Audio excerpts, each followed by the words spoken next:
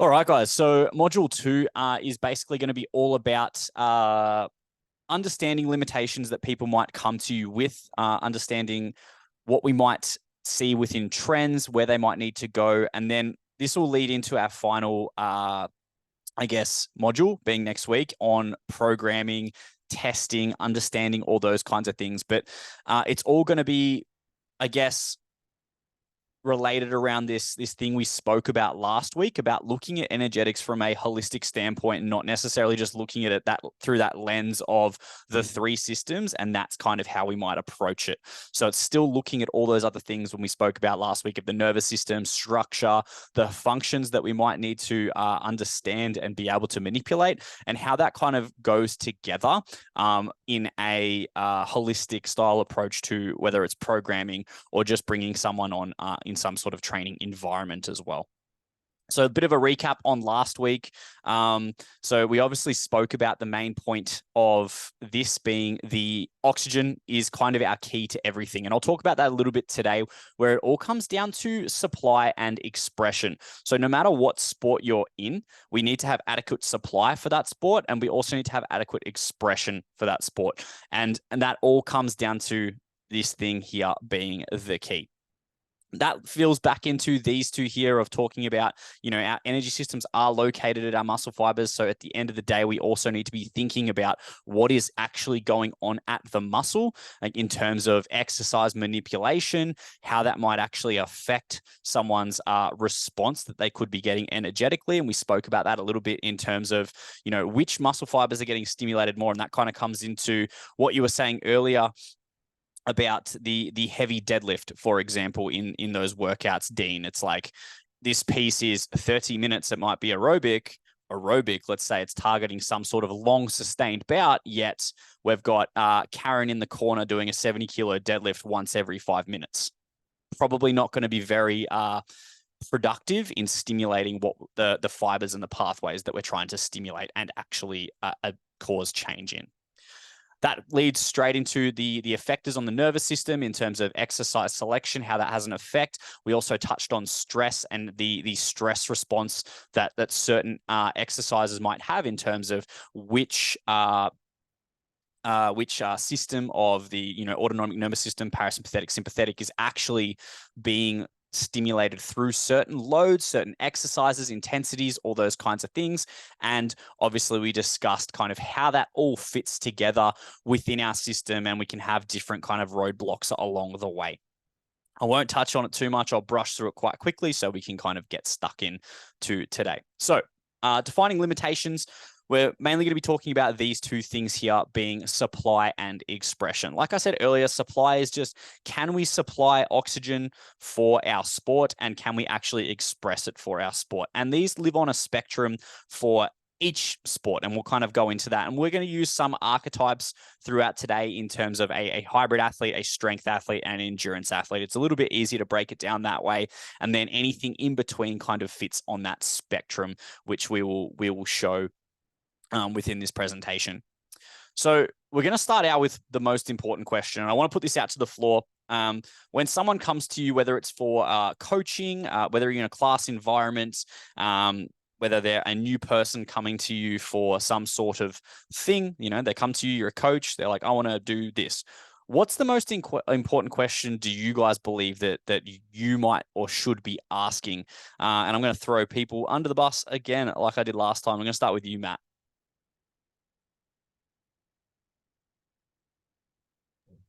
Help if I unmute. The most important question for what context was it? Sorry. So if someone comes to you, they want some training, or they've just joined a class, like what are some important questions that you should or you think you would be asking? What exactly are they here for? Yeah, awesome, cool. What do they want to achieve? Why is that important to them? Yep.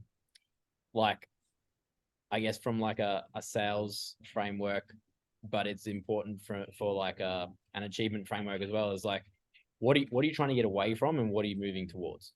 Awesome, man. Nailed it. Sweet. So won't dive too much further into that, but that's basically nailed it on the head there. And it's where have you come from, and where do you want to go?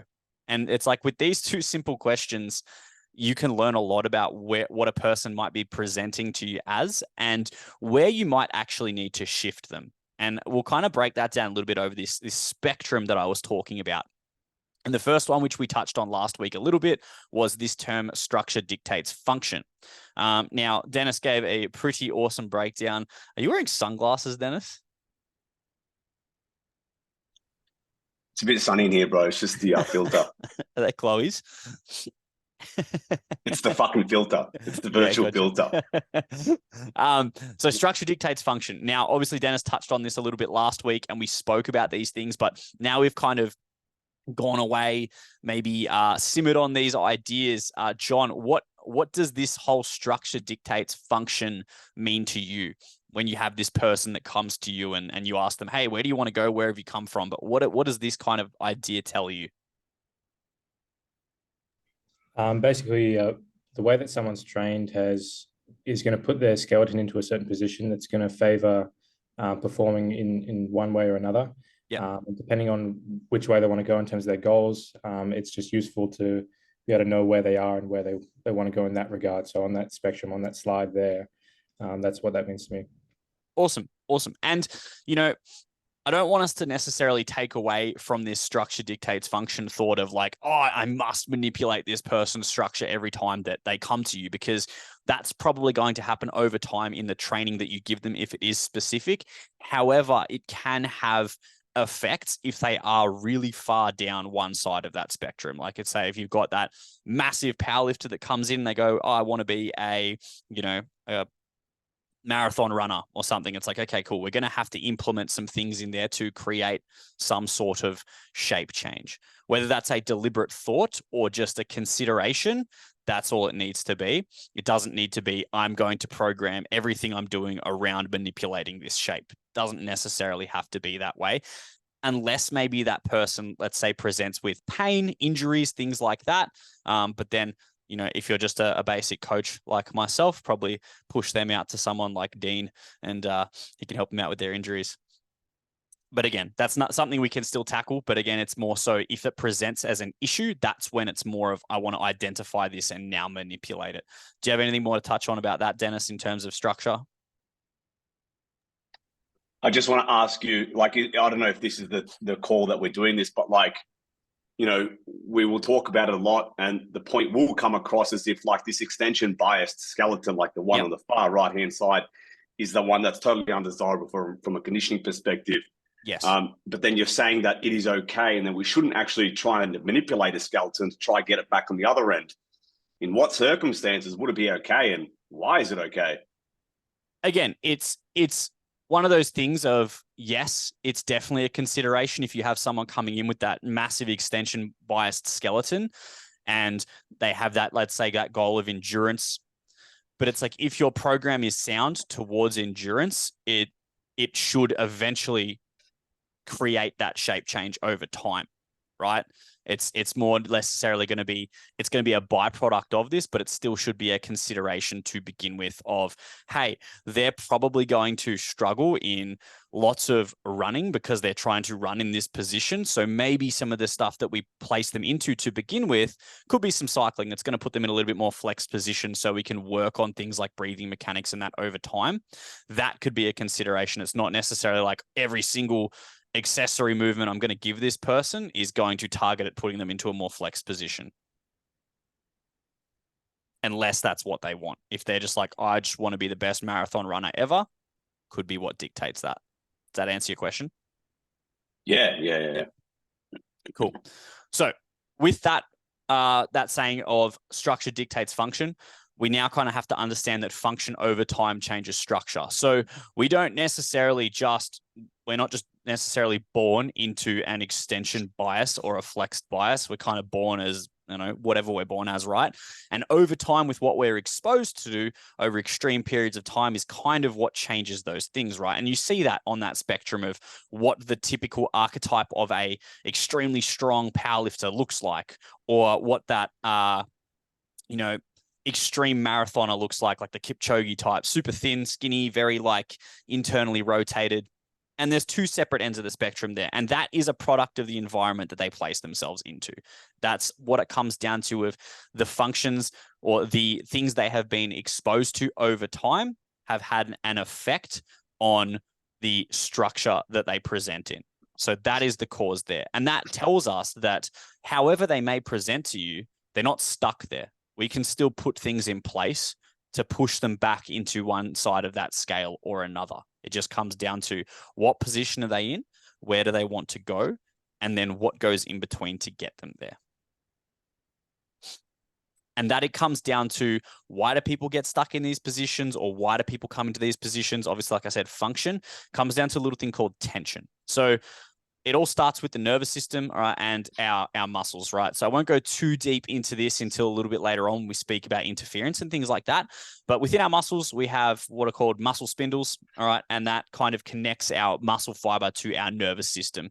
And with that, it sort of, let's just say, optimizes the lengths of these fibers to what might actually be productive to the task that we are continuously asking it to do, right? So it's like, if we're a power lifter, we're always in an extended position, we're super tight. Our brain is pretty damn smart, and it's going to learn, hey, I need to be strong in this position. So it's going to start changing that over time and creating these little tightnesses through the muscle spindles and the nervous system, so it can adapt in a way that is going to give it the best outcome for what you keep asking it to do. So the brain is pretty damn smart. The human body is pretty damn smart. As we know, the inputs that we give it, it will adapt over time to get better at those things. And it's all controlled by the nervous system and the tension that we ask it to kind of hold and maintain over a period of time. All right. And that's kind of why we have this, really, really strong people a lot of the time come forward, they're very tight.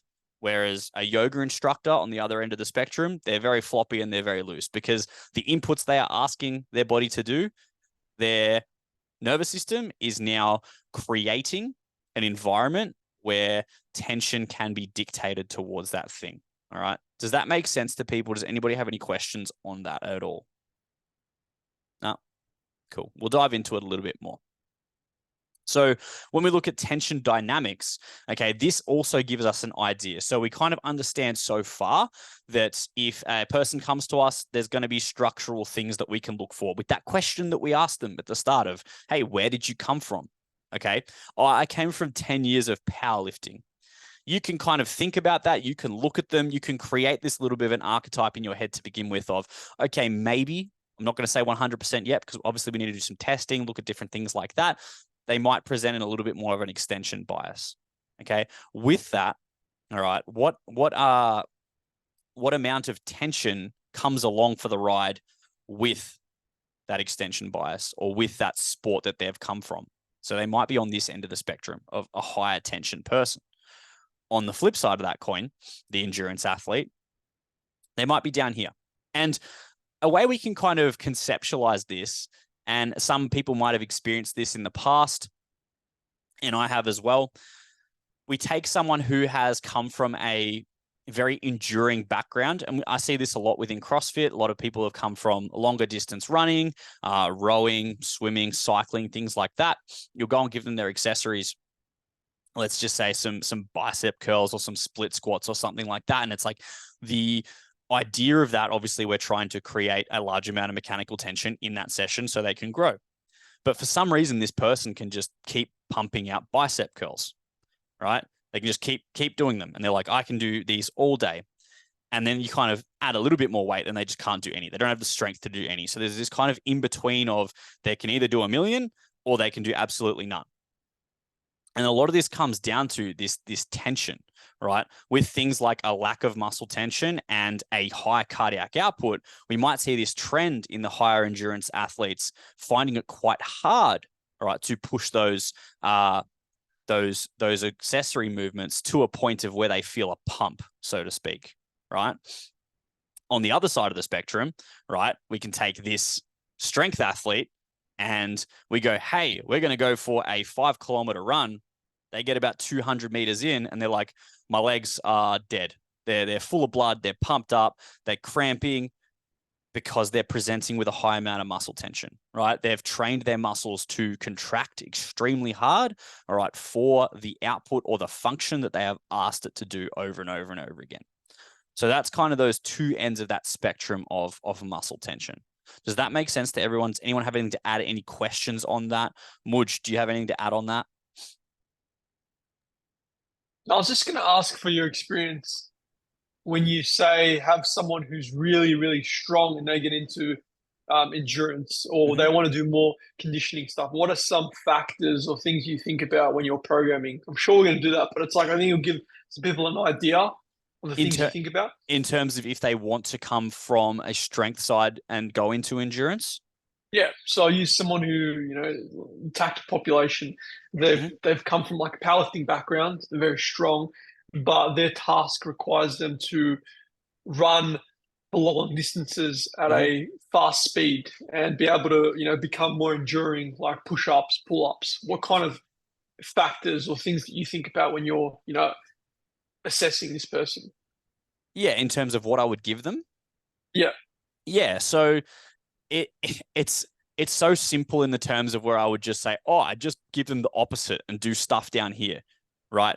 But it's like we also need to put constraints around this because you would have seen this, right? It's like we take that person who is a really strong person and we're like, hey, we're going to give you running, right? Because you need to run for your job. They go do that running session, they think they're doing zone 2. They think they're doing zone 2, yet, they pull their heart rate up and they're like, oh, I was sitting at 170 beats per minute for that session. Would you say you've experienced that before? Yeah. And it's about putting constraints around those things, right? Because it's like, cool, we need to reduce tension, okay? And we'll get to it a little bit later. But with that, we also need to increase cardiac output. Okay. And it's like, if that person is going down the route of like, oh, it just means I'm going to do more and more running. Yeah, cool. They've got a high heart rate. Okay. We're not increasing potentially cardiac output. But with that, we can also assume that we're not necessarily promoting low tension because they kind of go together. So it would just come down to what constraints can I put in place to keep this person in a state of lower tension and to kind of fit the, let's just say the constraints of the adaptation that I'm trying to give them. So that would just come down to a lot more low impact stuff, a lot more run walks. And this is where you could implement things like, foam rolling and stretching and things like that. And I'm not looking at that as a point from rolling out your muscles and, reducing knots and things like that. It's more of a perspective of getting them to do more things that promote an environment for them to be a little bit less sympathetic, right? Coming back to that nervous system. Does that make sense? Yeah, that's helpful. Cool. Awesome. All right. This is kind of what I was getting to. So we ask that question of where did they come from? All right. And we know that structure is going to be a part of that. And that tension is also going to be a part of that. So where did they come from? This can give us a little bit of an archetype breakdown of where they might fit. And it can also give us an idea of where they might want to go. They start here, but they want to get here. So we need to change the tension, and we also might need to change structure. All right. Function dictates function. Okay. So we're using a lot of different terms here. This one is pretty simple. What does this mean to you, Dennis?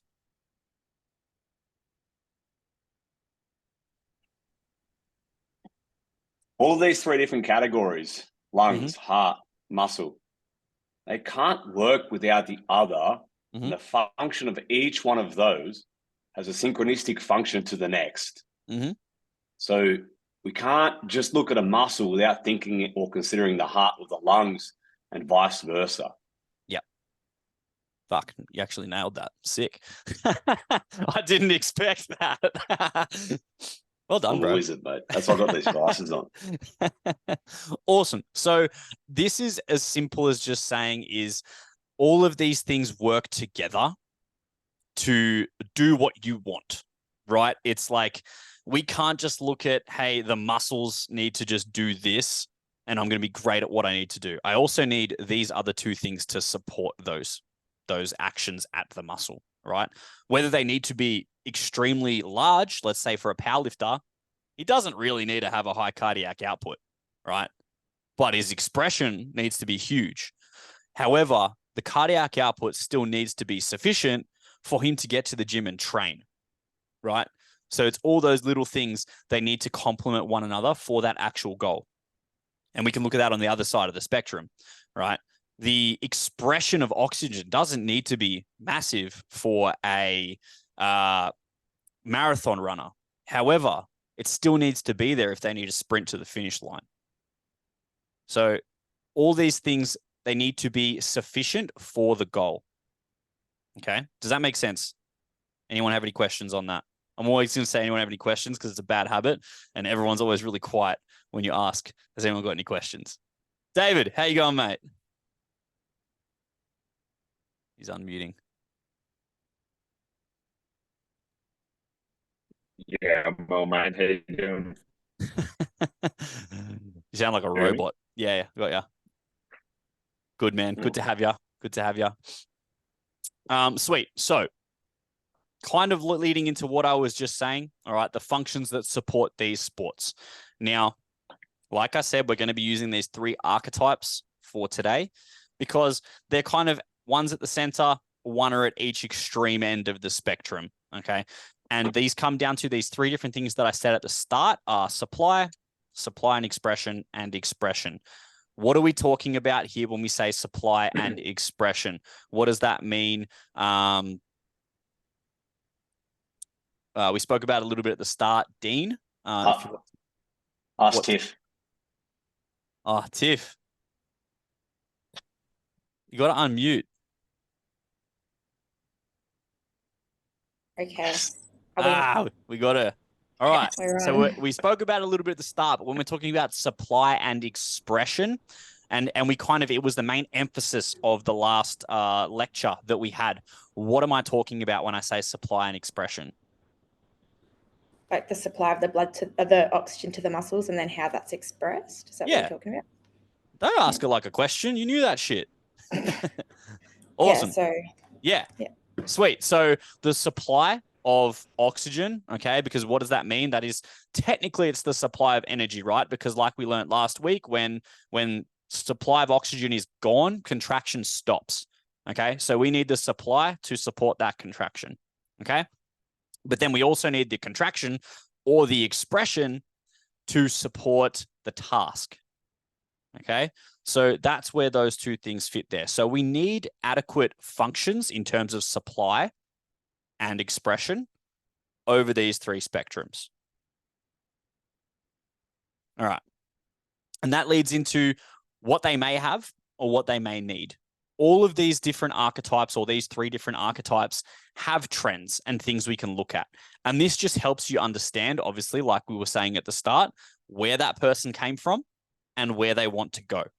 So when that person comes to you, that's the extremely strong powerlifter, we may go, okay, they're going to be in some sort of positional bias. They might have a lower cardiac output. All right. They might have a high amount of muscle tension and a couple of other things. Okay. So pretty simple there. Like I said, they're going to have a lower cardiac output. Their structure is more towards force production. So we know maybe there might be some things with breathing there if they want to go down that route of endurance training that we need to look into. They're going to have a high amount of muscle tension because they need it for that expression. VO2 max is going to be sufficient for their sport, right? It doesn't need to be high. It does not matter really for them. It'll just be there. It is what it is. And they've got to be sufficiently skilled. Okay. If we look at endurance trends, what are some things we might see on an endurance athlete talking about the things we just spoke about earlier on? Dean. Man, can you repeat that for me? Sorry. No, you're right. Did you say you want me to repeat that? Yeah, can you repeat that, please? Yeah, man. So talking about the things we spoke about earlier in terms of maybe structure, tension, cardiac output, what are some trends that you might actually see on an endurance athlete when they come to you? If you're coaching someone, they're like, I'm an endurance athlete, but I want to be the strongest powerlifter. Okay, what do you think they're going to present to you with if we're just going to try and like archetype them down a little bit? An endurance athlete, they're not going to really be able to produce force as much as you actually want to. So Sweet. they're going to go straight into exercise that actually don't suit them, i.e., the big compressive deadlifts and the big bench presses, and they're just going to try and get too much load what they can. They're going to go down and like what I see is the trend that I normally see is okay, we just stop. The majority of them just stop up majority of cardio, or they try to do the cardio alongside these compressive movements, so it doesn't really match there. Mm-hmm. That's what I normally see anyway. So they're trying up to keep one thing because that's in their routine of endurance, alongside, oh, I want to go lift some heavy shit, and it just doesn't work. Like, Perfect. that's Perfect. what I see anyway. Awesome. Nailed it. All right. You said that the main one there obviously was the structure to support absorption or force absorption. Bit of a typo there. Apologies. They're going to have a high cardiac output. Okay. The cardiac output is going to be high, right? It's dictated. It's an adaptation that has happened, all right, from what they have been doing. Muscle tension will be low. All right. Again, VO2 max and expression will be sufficient for their sport, and skill will be sufficient. All right. We'll talk about some trends there. Now, hybrid trends. This is where it gets a little bit more convoluted and complex. But some things we might see here. Mudge, what do you think? I'm thinking of a perfect example Mm-hmm. that's, not CrossFit that uses this. And the only reason I've got this thought in my head was I recently watched Tour de France. It was a series on Netflix where they followed the number one team. And basically within the team, you saw different types of body types. They're still doing the same tasks. They still all want to be really good at, racing a bike. But those that were sprinters, their body type, their ability to express force was higher than, say, someone who's destined to be winning the Tour de France. They're more about, they don't really win any of the, sprinting events or the mountain events. They're more about being the best overall, right? And then you had the guys who are the king of the mountains. They were much better at the mountains because they were just able to endure so much more than any of the other guys. When it came to sprinting, they couldn't sprint because their body type or their training that dictates how they're actually going to be was nowhere near to, say, the sprinter. And so I find that interesting because you think about the sport, right? They're all cycling, yet certain types of training would differ for them because of their body type and the tasks that they want to do. So I'm thinking that could be a perfect example of a hybrid, right? The guy that is aiming to be the Tour de France best overall, well, he needs a little bit of be able to hang on to the mountains. He also needs to be able to sprint. Mm-hmm. Yeah, sweet. So yeah, this is where it kind of can get a little bit convoluted in terms of the assumptions are they're going to be a mix mash. They're just going to be a licorice, all sorts of random stuff that's going on in terms of, their cardiac output. It might be high. It might be average. It could be low. They might just be extreme. They might just have an weirdly high VO2 max that somehow allows them to, cover up some of these deficiencies. Again, these are harder things to see, but it's just a consideration. All right. For this person, we want to try and aim for that neutral structure. However, it's probably never going to be there. It's always going to be a mix and match. And that's, again, just because of the training that they're doing is always probably biasing more towards one thing, all right, whether they know it or not. There's no real exactly balanced thing. All right. Maybe we want to try and get them to that neutral. Maybe we don't. It also depends on what their hybrid sport asks for. Someone like a high rocks athlete, okay, strength, we would say they're kind of hybridy.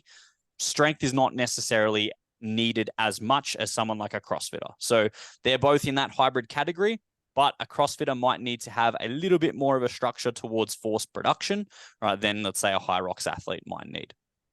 Again, moderate muscle tension is needed, all right, but they need a really high contract relax time, all right, and that comes down to really being in that balanced state of tension.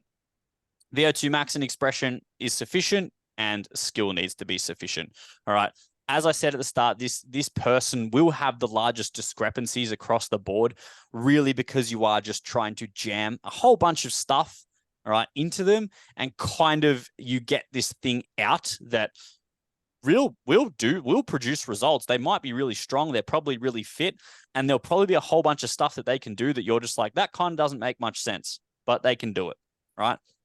But these are just considerations that you kind of need to have of this person will have the most discrepancies out of the others just because of the mix mash of inputs that they might be having.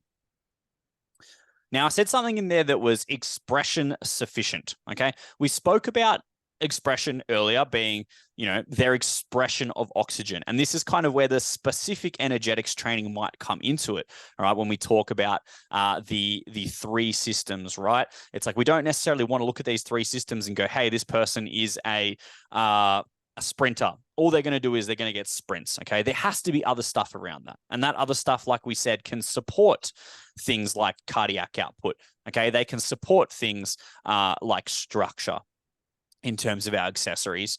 But then we also need to look at the specific side of things of expression. What stuff do they need to be able to express oxygen for their sport? All right. And this comes back to that muscle fiber type archetyping and biasing that we were talking about within that first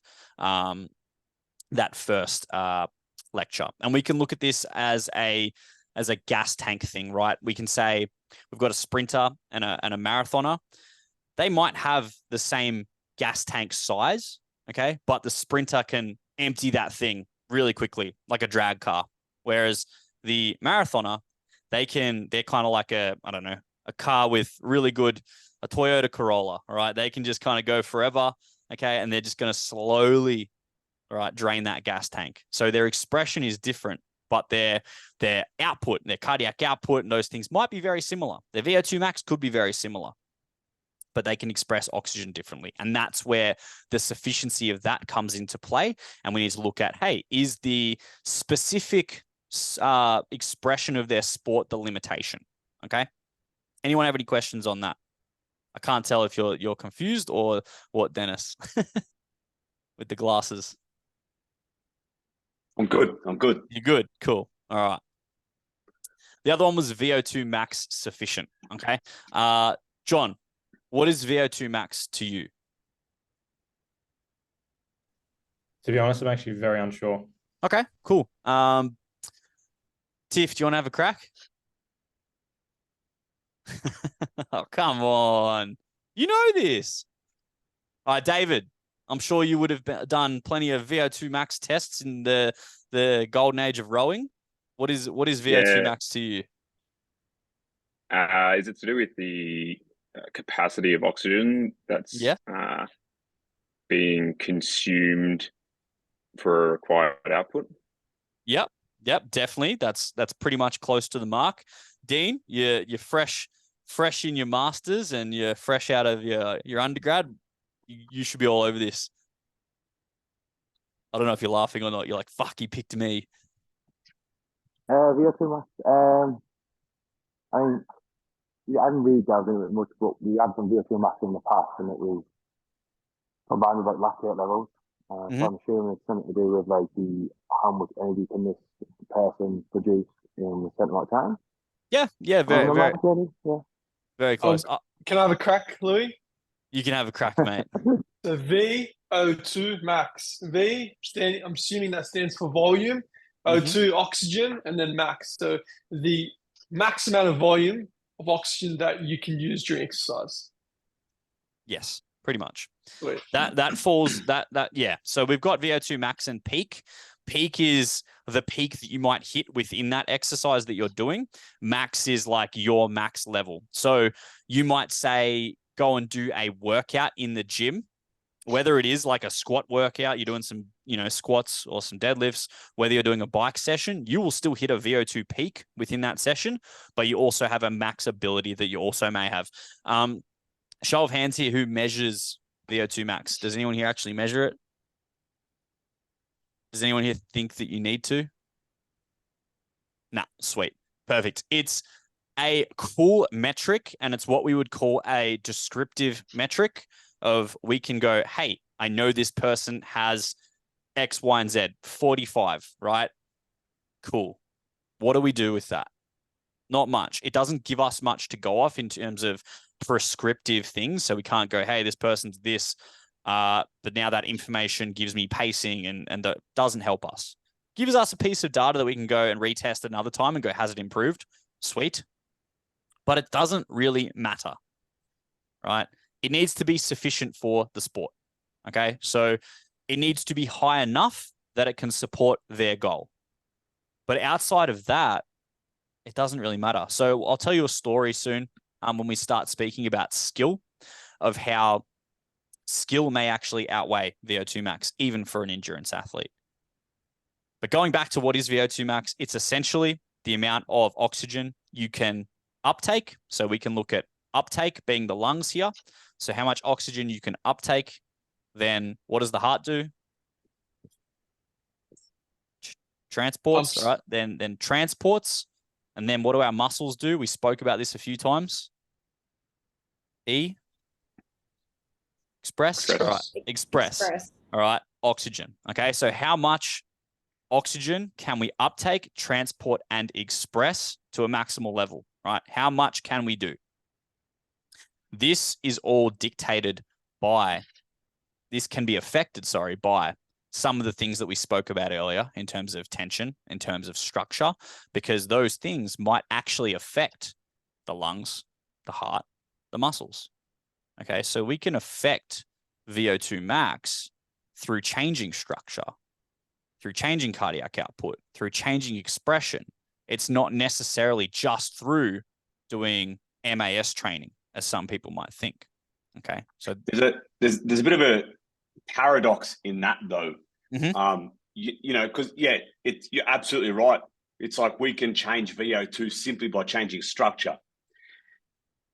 But the circumstance, it would be this. It'd be like the extension dominant skeleton. Mhm. We can change their structure and we'd increase their VO2. But the fact that they're an extension biased skeleton means that their task, that is what it requires. It doesn't require higher VO2. So you never actually, Exactly. you'd never actually like try and change their structures to increase their VO2. No, you wouldn't. And that's why the word is sufficient, right? It's like everyone has a VO2, but it doesn't really fucking matter unless your sport asks for it to be high. But if your sport asks for it to be high, a lot of us go, fuck, increase VO2 max. I'm just going to do MAS training or heaps of high intensity intervals, which are really, really potent in terms of increasing VO2 max. But there will be a point, and we'll talk about this in the programming side of things, of where that won't actually do much anymore, because that's not the roadblock. The roadblock might actually be here. Or the roadblock. Why is it that, so I was just going to say, why is it that people think that, you know, a higher VO2 equates to a healthier individual?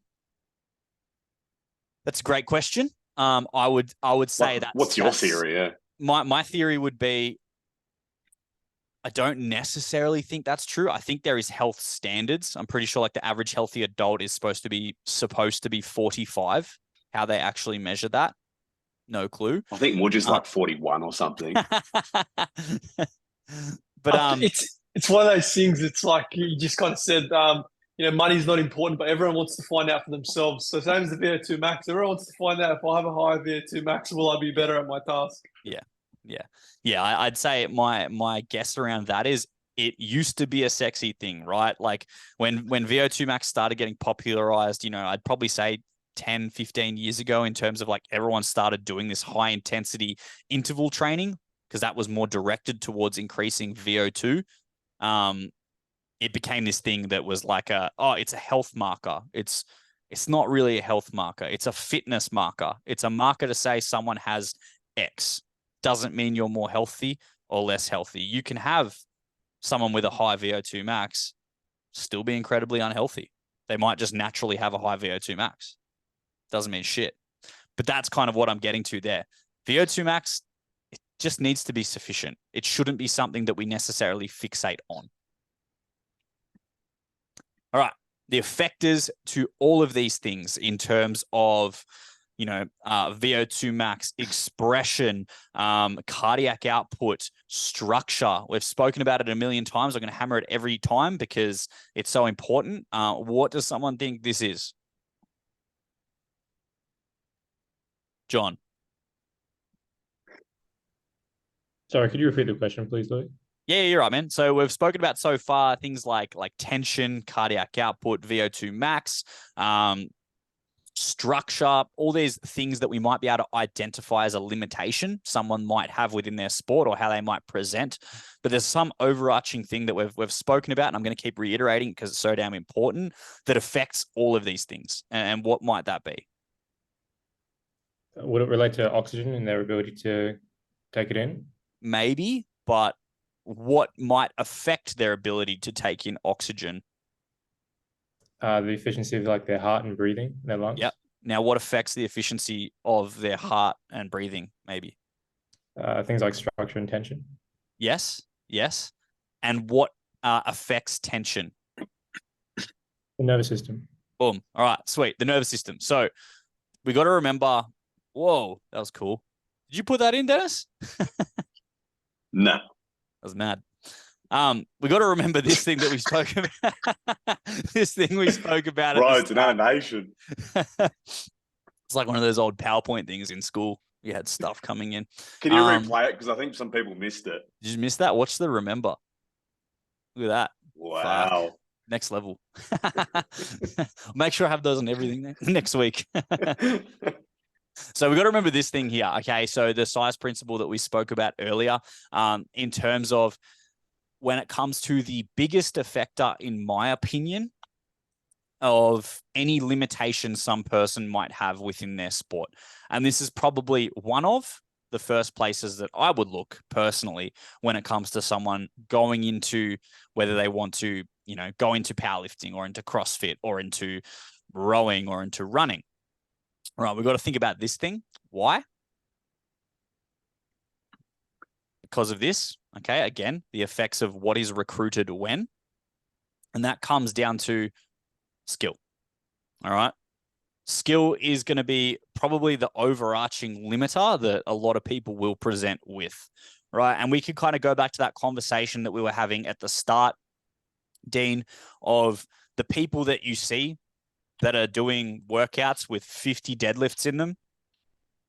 When you see them come to you, what would you say most of those people's deadlifts look like? Would you say they're quite skilled in the efficiency of their deadlift?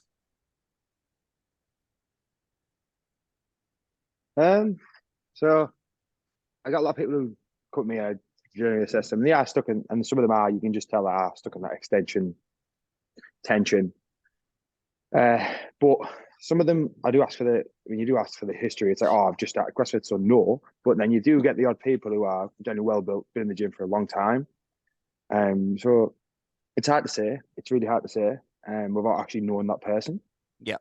I suppose I could ask for the training history, because to me, it's like when I ask about training history, where they are, where they want to go, and all that good stuff, it's just like, okay, people lie. That's the thing. People lie. Oh yeah, I've been doing work. I've been working out for like last 10 years. I've been doing CrossFit for the last 5 years. Yes, but you've been doing it with shitty form. Do you know what I mean? Like, it's quite hard to say. Yeah, of course.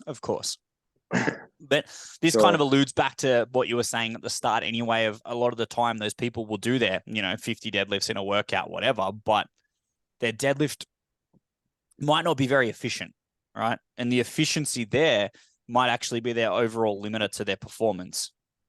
Yet they're still spending 90% of their time smashing these conditioning pieces and these workouts at a high intensity, not actually thinking that they're going to get fitter and that they're going to increase their VO2 max and their cardiac output.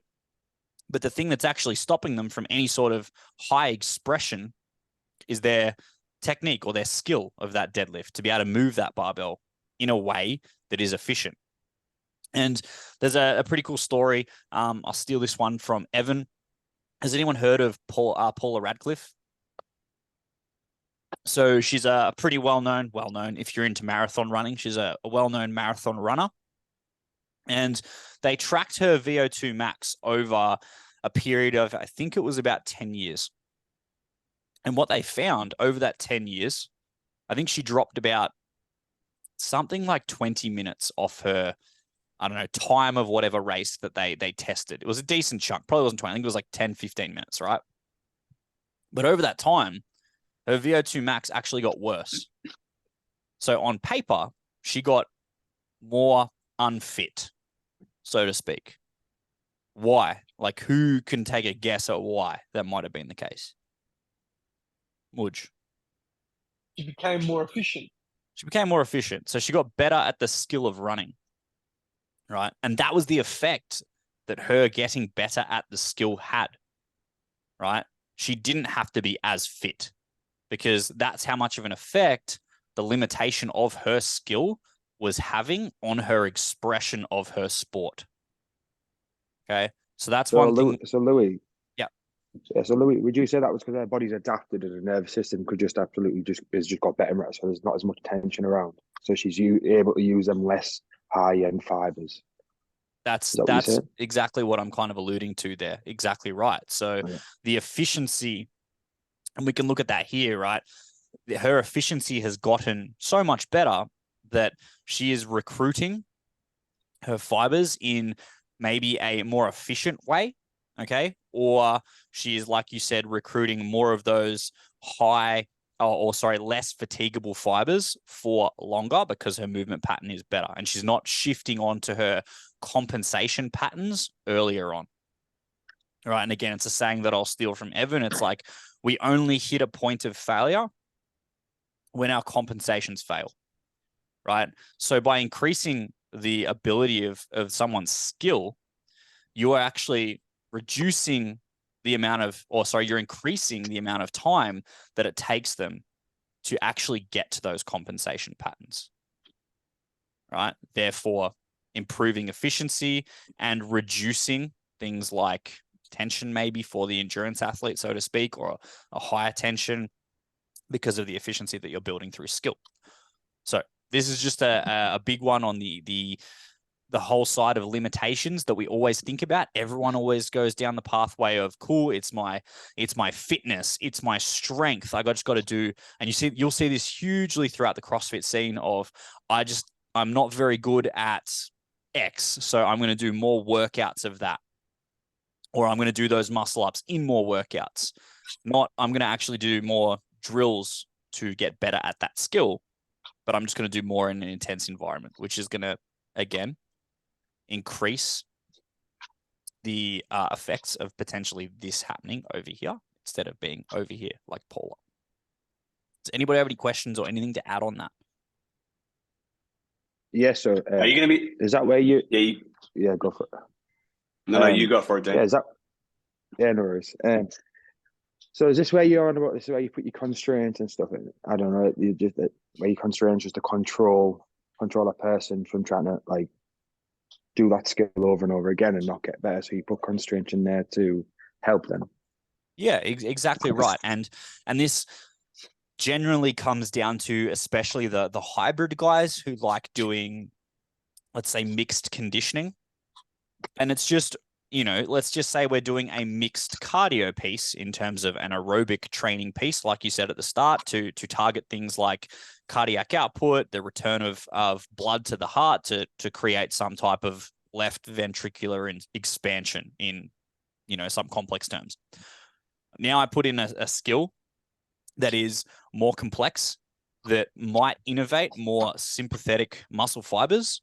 Now I'm getting a less of a return of blood to the heart. And yeah, they might feel like they're working for a long duration and comfortable period of time, and they're getting all these good things out of this workout. But because that skill that was placed in was too complex, they're not actually getting as much out of it as they thought they were. Right. So a lot of the skill stuff, one, will come back to exercise selection within a conditioning piece, or it will come down to the learning the skill, or the importance of learning the skill prior to then doing that skill under some sort of intensity. And we can again use the powerlifter to the runner, for example. Again, powerlifter comes to you, goes, hey, I want to run a marathon. You're not going to get them to do a 5K run straight up. It might be something as basic as jog 200 meters, walk. Do that 5 times, maybe. And then a lot of your other stuff is going to be promoting, lowering tension through cycling, zone 2 work there.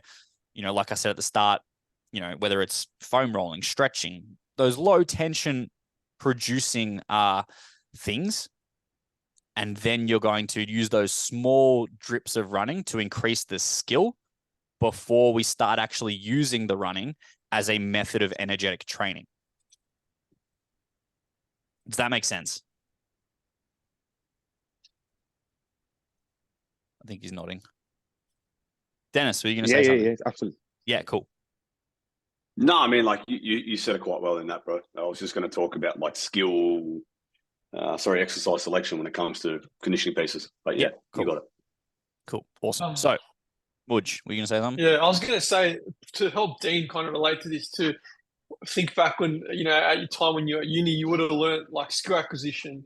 And when someone learns a skill, they go through different stages of skill, right? You got your cognitive, associative, autonomous.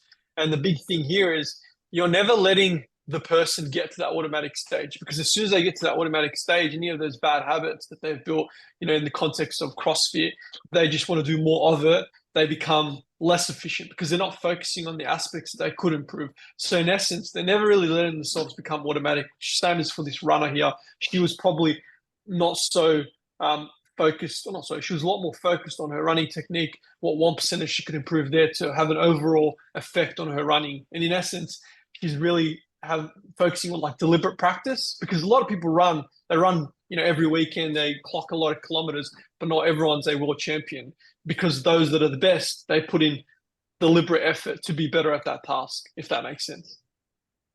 Yeah, no, absolutely. Beautiful, Mudge. Beautiful. All right. This comes down to the term low-hanging fruit. Has everyone heard this term before of low-hanging fruit? Yep, I'm sure most of you have.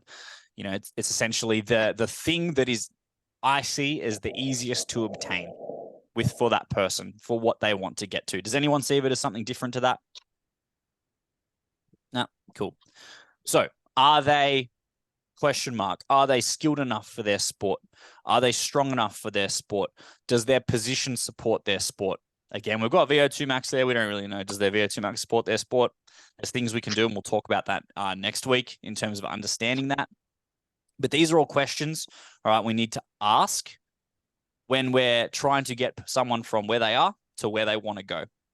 And with that, it's just about identifying which out of those things is going to give this person or set this person up for the most success along the way. Now, where I see it go wrong, and again, this is through a more of a CrossFit lens or a hybrid lens, is we go, okay, cool, this person just came to my CrossFit box. They're not very good at, they're not very strong. They're pretty bad at the skills. They're not super fit. And they can't really express the things needed for the sport. So I'm just going to put all those things together every single session and give it to them. Now, will that work? Yes, it will work because they've just started. They're going to get better at stuff. But maybe there could be a better way to set them up for success in the long run. Okay, so we've identified the skill is the lowest hanging fruit there. Okay, so we need to work on the skill. But that might now lead into things. Okay, so what's next on the list? We're not going to go, oh, yeah, skill's good. And then we're going to look at competition expression or sport expression, because strength might be an issue. But now we're adequate at the skill, we can look at developing strength in a way that's going to be efficient for that person to get stronger faster. And then maybe that'll lead into expression. So it's about putting these things down on paper or whatever of where they need to go, where they are, and what are the limitations in between. Okay, so the limitations, like we've spoken about, big ones being skill, big ones being the tension and the structure that they present in, what comes along with that. And then we obviously have those archetypes that we spoke about in terms of the strength athlete, the endurance athlete, and the hybrid athlete. What functions do they need to get? And then what is the best order we can place for them to actually check those boxes in a way that's going to set them up for success? We're not just going to spit it all out and give it to them at once. Does anybody have another thought process of how they might actually approach people in terms of this type of thing? Someone comes to you, is it, do you look at something else first that I might not be thinking of? Mudge. Nah, I'm I'm very agreeable to you. Dennis, I know you always, there's something there. Has he got something? Look. My gripe is like when people go, I want to do conditioning, I want to do cardio or some shit. I want to get fitter, right? Obviously, I come from a place where I probably talk to more people who lift and are stronger, not necessarily from a CrossFit realm or an endurance realm. Anyway, So we get these people that want to get fitter, they want to do some conditioning cardio. And a lot of times we see people automatically go to the complete opposite end of the spectrum, i.e. the aerobic, the lower zone sort of stuff. The shit that is so far, the shit that is so dissimilar to the thing that they're already good at. I think one of the things that I kind of need to remind myself all the time when I'm dealing with people and I'm trying to employ conditioning at cardio is that we don't always need to be giving people aerobic training. I think the hype around aerobic and the benefits that aerobic training gives people is a little bit too hyped. It's so fucking hyped that people always want to push them towards that end. And that's kind of like why I tried to have that dissimilar sort of spectrum where, you know, all of these things that we talk about here are very, very fine points to get someone to that very, very far end of aerobic, you know, but it's like, what if we just want people who want to do cardio conditioning and they're happy to just do the short, hard stuff where we don't necessarily have to think about skill that much, or we don't have to think about tension. In fact, we're cool if they present with a high degree of tension or an extension bias. You know, like it's a I don't know if that helps anyone, but it's like, and we can break that down in some of the things that we've spoken about here. And it's like, this powerlifter, this extension biased powerlifter who is more down the side of high tension and high force production in the sport that they want to do, right? And this coach comes along and there's, you know, there was a bit of a zone 2 trend. I'm sure some people might have seen going on, you know, a while ago of all the strength coaches coming in and going, we're going to do more zone 2. But it's like, should they? Looking at the trends that we need here for a powerlifter, what does more zone 2 stuff promote? It promotes a high level of cardiac output. So why would you give that to a strength athlete? If their cardiac output is sufficient for them to get into the gym, to train, to do the sets and reps they need to do and to live, why would you want to increase that? Because what comes with a higher amount of cardiac output? Like we spoke earlier, who can tell me? Tiffany. Lower muscle tension. Lower muscle tension. So we're reducing, you know, this person's ability to be as tight as possible to express a larger amount of force because we think that zone 2 is better for health. Maybe, but have they presented as unhealthy? Because if they haven't presented as unhealthy, then who cares? Give them the high intensity stuff that actually supports this, right? Yeah, because I mean, like you got to be like, hey, you got to define what unhealthy would mean. You know, you could then just be like, for this lifter who's really, really strong, wants to do cardio, just literally increase your step count, just walk more. Yep. You know, like that's as simple as it can be. Yeah. But yeah, it's like when people think of aerobic training for these lifters or the strong people, they rattle off that encyclopedic list of all the aerobic, you know, physiological changes. And you go, hang on. Yeah. It's not like that if we just train aerobic, we're only going to get those things. We can still get them not having to go all the way down that end. Yeah. We're gonna start putting them, you know, further down this end of the spectrum when we don't want them there. We want them here. Yeah. Right? Louis, Dennis has ignited me. I do have something to say. It's exactly what he's talking about in that instant.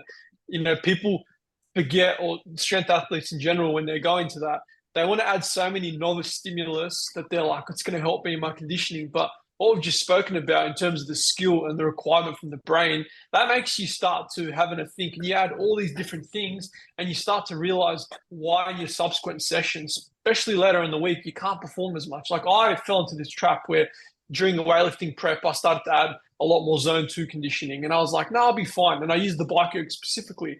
But I quickly realized, why are my legs getting so jacked up towards the sessions? Mind you, I'm squatting 3-4 times a week. I started to see that there was actually a cost effect for adding this stuff. Whereas if I was to lean towards what kind of Dennis said, is adding stimuluses that I'm a little bit more used to, that aren't so novel to me, I probably could have added those conditioning and still, you know, would have enjoyed that, you know, psychological break from doing the monotony of weightlifting, but at the same time still gain those benefits.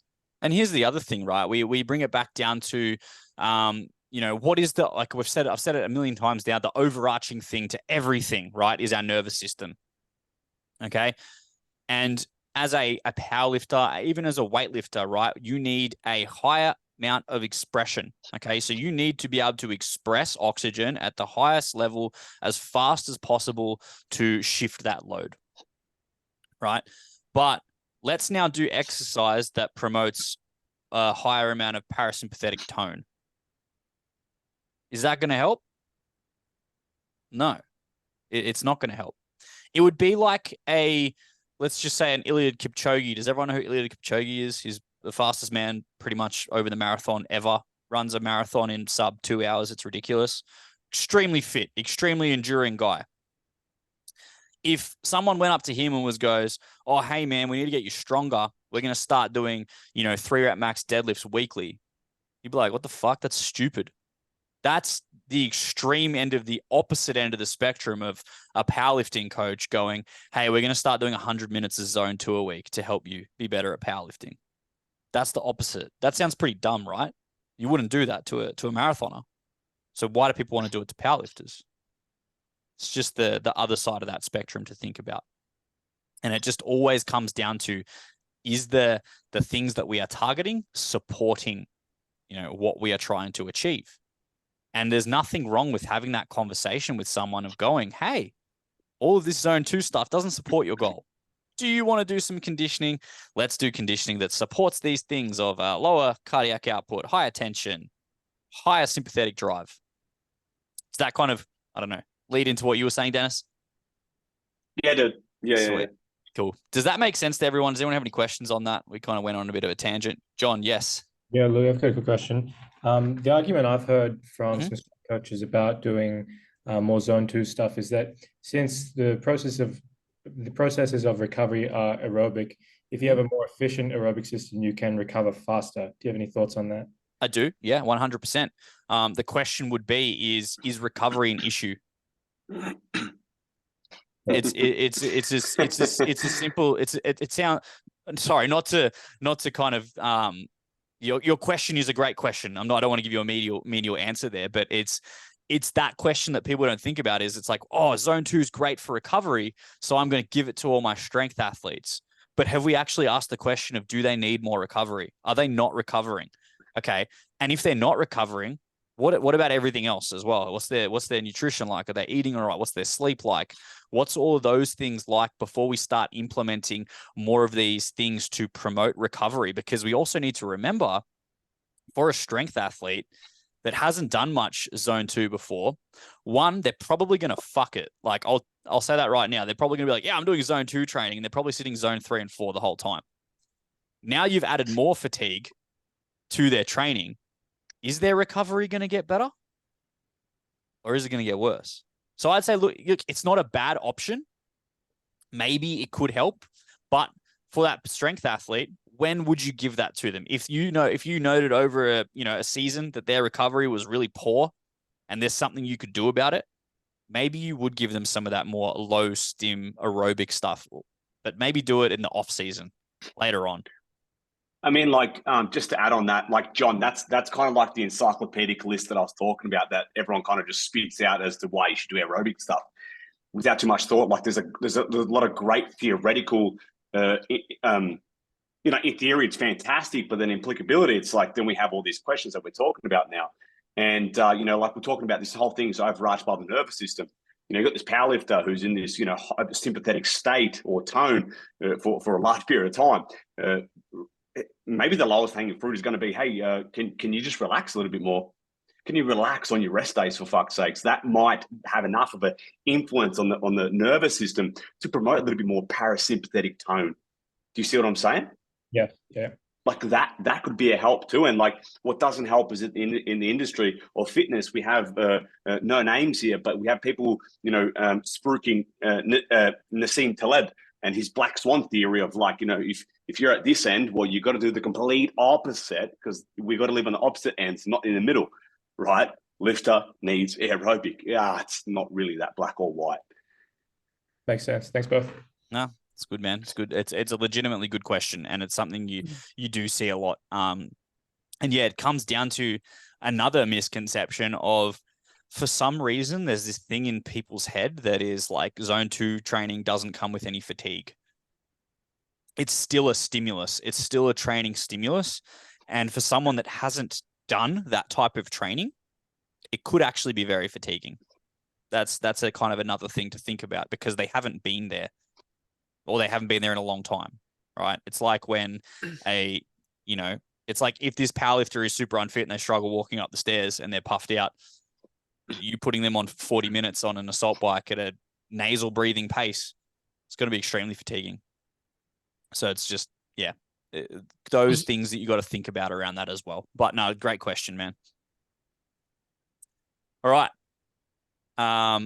So we've spoken about all these limitations in terms of, structure, function, skill, these things that might pop up, how to identify them in terms of where did someone come from.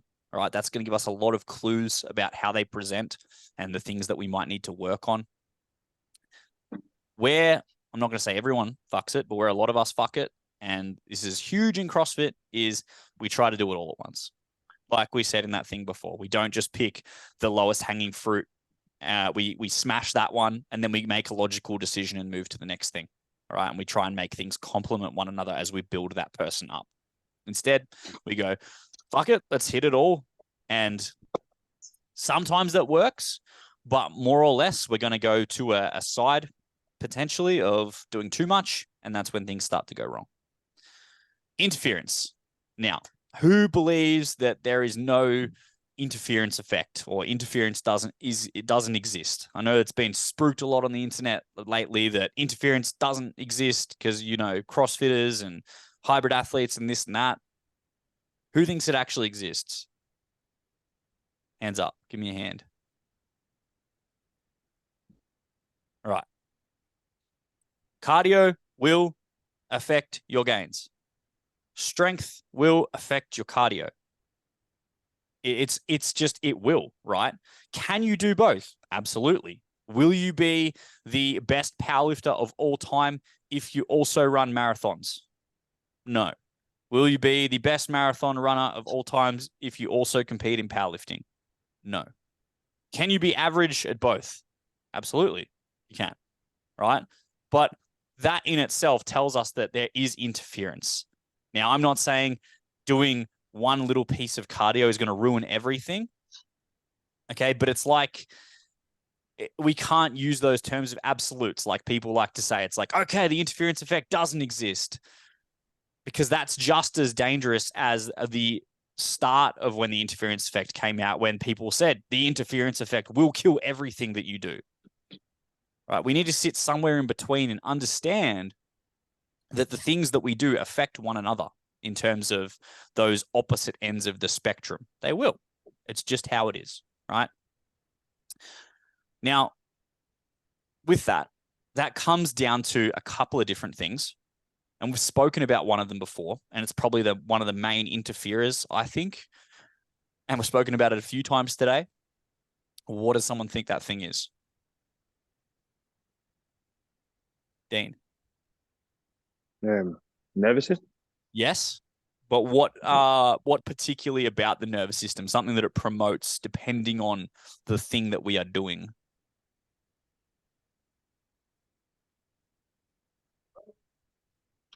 Help him out, Dennis. Tension. Sweet. Tension. So, I don't know why I just did it like that. Sorry. It was like you put your own effect on it. So interference does exist, and it's not this blatant fact of cardio will kill all of your gains. And that all came from a study of where they got a bunch of strength athletes, and they're like, we want to see if cardio is going to affect how strong they can get. And they gave them 6 cardio sessions a week on top of their strength training. Of course, they didn't make many strength gains. Okay. And there's 2 big reasons to that. One big reason to that being tension, right? It's like you're giving your body 2 separate inputs on completely different sides of the spectrum. Your nervous system is like, what do you want from me, man? What are you trying to do? There are ways that we can actually manipulate tension in terms of the order of exercise and things like that, which we'll talk about next week, of how we might be able to affect putting these two things together. But if we're blatantly just going like 50% conditioning or 50% like zone 2, 50% strength, there's going to be a point of where your body is going to be like, I don't know what you want, man. I'm kind of just going to plateau, and things are just kind of going to flatline for a little bit, because you're not making a decision about the state of tension that your muscles need to be in to perform for that thing. And the other side of that spectrum, pretty simple one, is fatigue. We can only recover from so much. I'm sure we all know this, okay? It's like the amount of ATP we produce in a day is not infinite. It's a set number that, keeps happening over a day, but we can't just kind of add more in if we have a larger day of training. We can't just be like, oh, I did like an extra 3 hours today. I'm going to drink this supplement that gives me an extra billion ATP cells to recover and use towards recovery. Doesn't really happen, right? We have what we have. So we can look at this as fatigue. We have 3 buckets. We've got our training, we've got life, we've got recovery. All of these things use energy, right? So we need to have it in a way of where energy is spread to support all of these things.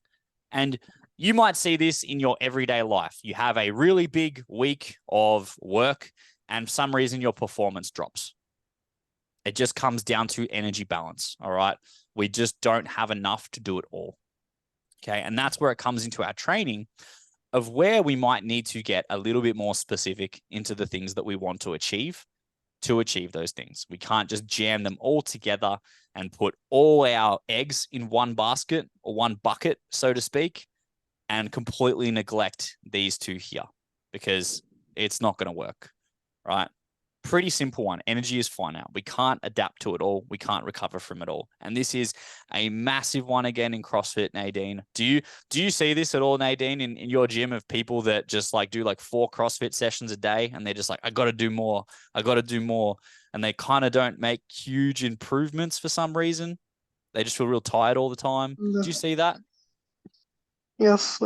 Yeah, you've seen that. It's pretty common. It's pretty common within CrossFit, because we just start to just go, hey, the reason why I'm not getting better is because I'm not doing too much. But we never go, am I just doing too much? Is that the reason that I'm not getting better? From what I've seen, most of the time, less is usually more. Has anyone seen anything different?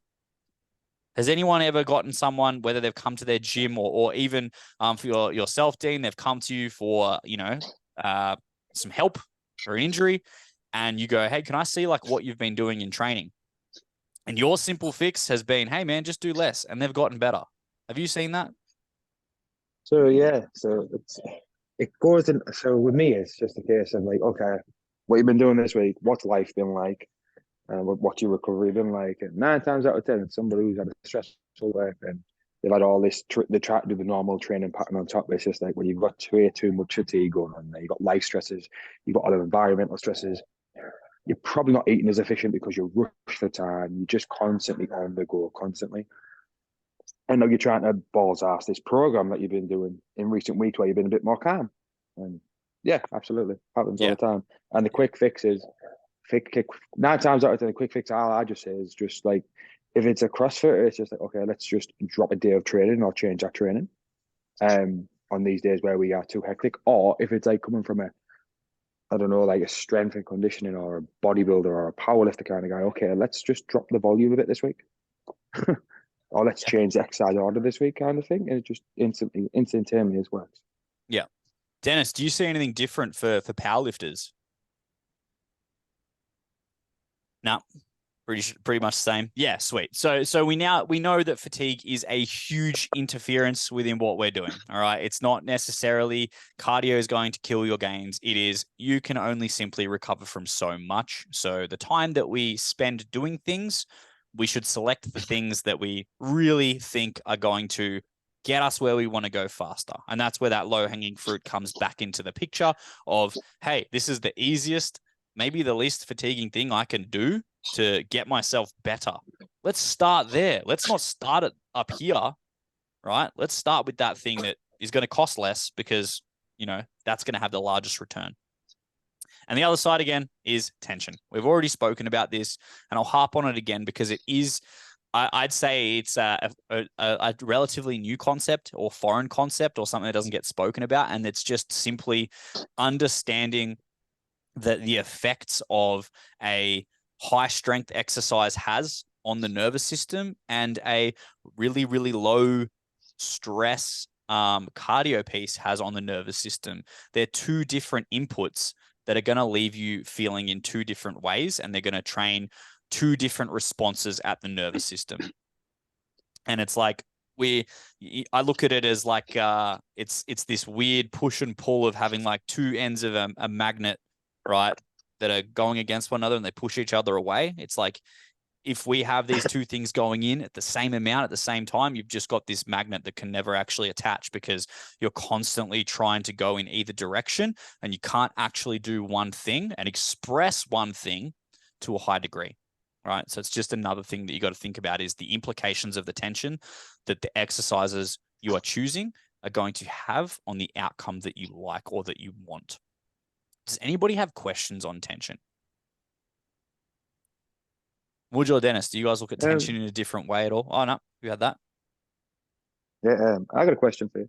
Yeah, so you know what all this tension and this extension bias and all that good stuff, which, so just coming from my world, okay, is we're talking about Gen Pop, and coaches are like, please input on this because again, it's quite apparent. So you get your Gen Pop person, and I'll be honest with you, 80% of people are high tone. Now we call it high tone. You probably call it tone. You've heard of high tone, and because they're all in this extension bias. Okay, so because they've got so much tension on them, they get, and that's how they come me because they've got pain because they've got so much tension and they've got too much fluid on one side of the spectrum towards the other. Where would you? How would you assess that? How would you like? Okay, you're here, and we need to go back over here, kind of thing. You know, you're on the spectrum here, and you want to come back to this side. It's how do you gauge that? How do you even have that conversation with that person? I think the conversation again would start of like, what have they been doing? You know, it's like if this person has been doing nothing, it's like maybe the solution there is because they've been doing nothing. It might not necessarily be that they're high or have a high tension in muscles exactly, but they might just have no ability to move from where they're currently at. So they need to be exposed to more variability so they can actually, I guess, from the level of the nervous system, learn that they can go to these different places. I'm sure you would have a pretty good answer for this one, Dennis. Fuck, why do you always point fingers at me? All right, Mudge. I'm in trouble all the time. I can start and then Dennis can finish. We're a triple. We come we're in triple. three, bro. We're like a sandwich. Sorry. Yuck. No, Dean, I think that's a good question. A couple layers. Do you see extension as being a bad thing? Like being in that extended position? Do you think it's bad? Oh, absolutely not. I guess that's why I use the word high tone. Because I don't really, because there's a lot of stuff on the internet, and you'll see it all the time. It's like, this orientation is really bad for you. This orientation is that bad for you. And yes, people come to me presenting pain in that position, but it's like, okay. Then I'll get like a powerlifter who comes in who's got a little bit of shoulder niggle. I'm like, yeah, it's probably because I'm not that position. It's probably because you're doing something wrong. Yeah, so that's. So I don't see it as a bad thing. I don't see it as a bad thing. Yeah, no, I think that's good. So what you're saying, you identify people with high tonicity. So like you said, they're high muscle tension, as we've spoken about the nervous system, but also it comes to that conversation. If you have someone who's a powerlifter, weightlifter, someone on the performance end, that question always needs to be asked too. It's like, if you're chasing performance, you're not always going to be the most healthiest person in that instant. There are going to be things that can go wrong, but it's like a car, a steering wheel that's stuck to the left. You don't want to be always stuck to the left. You want to bring it back into the middle. But that's where you look at the entirety of, their life, what their training's like, and you make sure that you give them an opportunity to go the other way. You're just choosing that right time. So I think, from my perspective, I'm thinking about the conversations that I'm having around performance versus health, what's required with performance. And then, are they competing 4 or 5 times a year? Is that necessarily a good thing? And, could you choose to compete less? And if you are, then you start to look at even more in depth in terms of your tension, what kind of exercises you're choosing, how you're combining those things. If you're adding conditioning, like you can see that there's so many different elements. But for me, it's firstly questioning health versus performance and then going from there. Dennis. Yeah. Dean, if someone Yeah. is strong, and they're extended, it's not a bad thing. If someone is not strong and No. they're extended, it's a bad thing. It's a horrible thing. Get them the fuck out of there. Yeah. If someone is not strong and they're extended biased, right? That is a human's lazy way of managing gravity. Yeah. If they're not So strong, they're an my extension bias. Because they're not strong, they actually can't hold their center of mass over their base of support. Right. Another thing, like another layer on top of that, is that if they're not strong, they're an extension bias because they're not strong enough to hold a position. Then you also got to consider other external stresses. An extension bias by default exacerbates sympathetic tone, which upregulates a nervous system, which upregulates pain signaling. Right? That's something that you'll probably deal with a lot. Yeah, So 100%. if someone's coming into you and they're not very strong, like they're not overly strong from an absolute strength perspective, but they're an extension bias and they're experiencing pain, don't do less. This is the person that needs more. This person needs to get stronger. Yeah. So See where what would I'm you saying? go from there? So yeah, absolutely. So like I think this is where it comes back to that he's brilliant. He's got that size principle up there. So how would you grade and where to go, if that makes sense? Because I don't want to say, okay, go smashing aerobic, go smashing loads of strength training. He's your rep ranges, he's your all that good stuff. I don't want to give them too much at once. How would you grade that, if that makes sense? From someone from there to there. Does that make sense? Are you asking me or Louis? Anyone. Louis, this is your show, man. Yeah. So look, if they're doing nothing, just getting them to do something is going to be better than what they're currently doing, regardless. So would I say off the bat, start them with like heavy deadlifts, heavy squats, heavy pressing, hours of zone 2 work? No, it's all going to start with fairly minimal dosage, but it's going to be better than where they're at. And leading off the back end of what Dennis was saying, it's like we look back at the size principle. If this person is highly strung, highly stressed in their everyday life, right? They're not very fit, they're not very strong, but they're in a higher sympathetic state. They're probably going to be, innovating muscle fibers that are more sympathetically driven. All right. Yeah, so that's what I wanted. So with unconsciously as well. Unconsciously. Yeah. So looking at that and making that comparison and that parallel, right? We want them to probably start being here a little bit more. One, it's going to help reduce that tension. But at the same time, I would be looking at wanting to use these, but using these in a place where they actually are needed.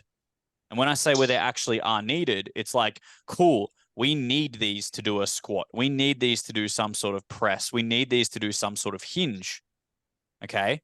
If we train them to use those for those patterns that are load driven and we get them stronger, they're going to be likely to, now these have a higher activation threshold because they're stronger. They're probably not going to use these straight away, right? They're probably going to be down here and they're going to be able to differentiate the two within their everyday life. They're not just going to be here the whole time. So that's what I would do. I would give them a spectrum of things across that spectrum. I wouldn't just look at reducing tension, but I would look at teaching them when they need to use these fibers while using load. Yeah. All right. Does that make sense? Does that answer your question? No, absolutely. Because the reason I ask is just because if you've been to a physio before, especially new grad anyway, it's like you got your physio, they recommend a few exercises and a few stretches, and that's what you get. You get your piece of paper, on you go. But the way I'm coming from my scope and just looking from a different lens totally, it's just like, no, we need that person. Yes, we need a person to be more eccentric on the other side of the spectrum, whatever you want to call it. It's all the same, in my opinion, anyway.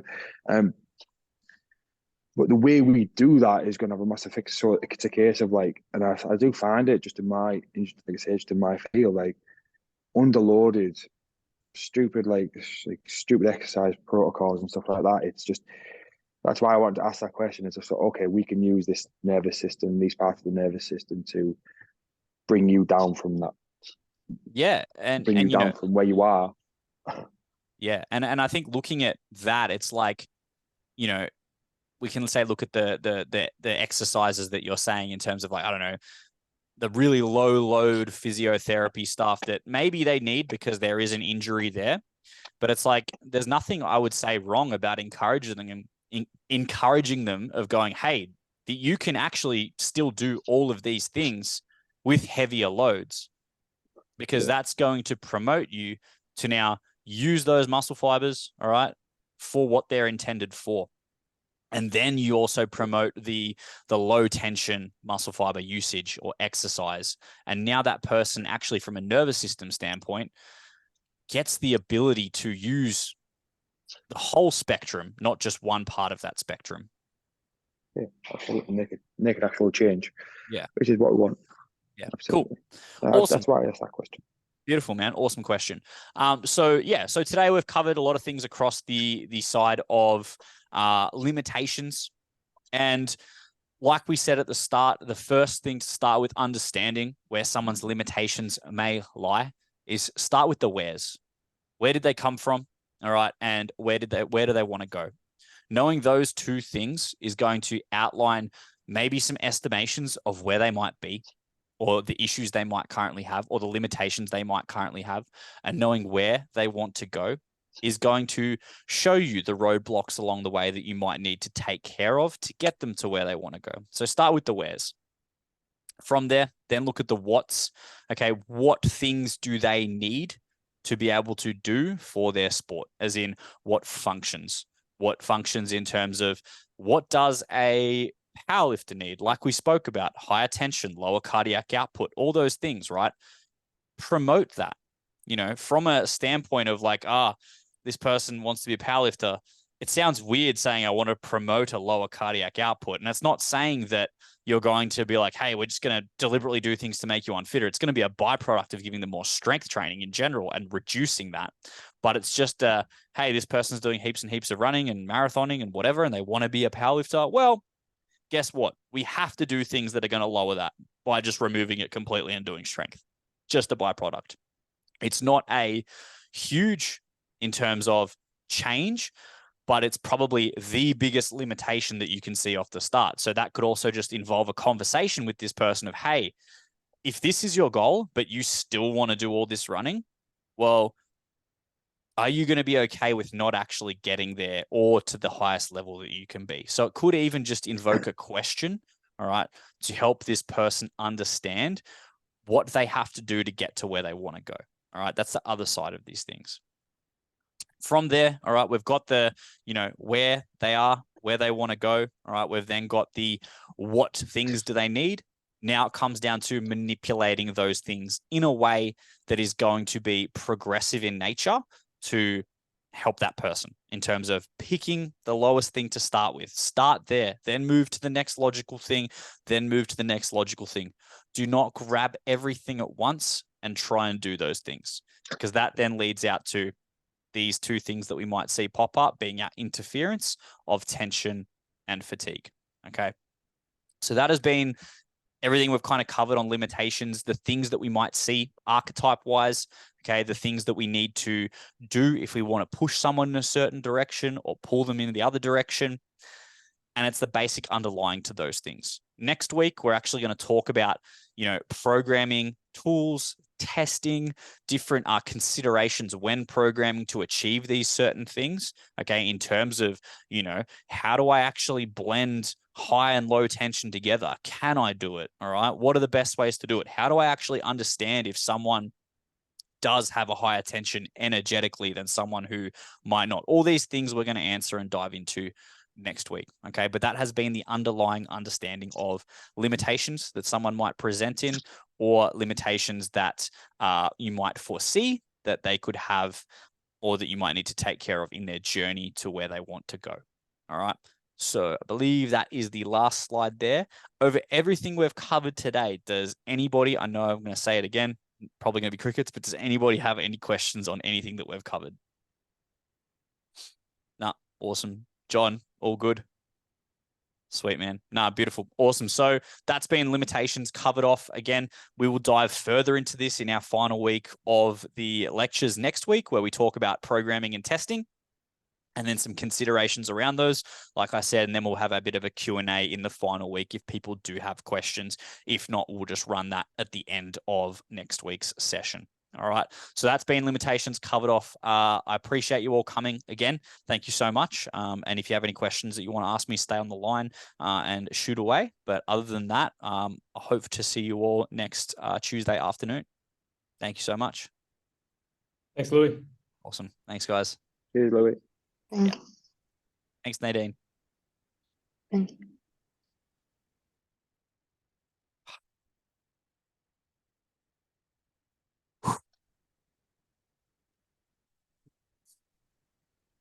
What are these fucking sunnies, man?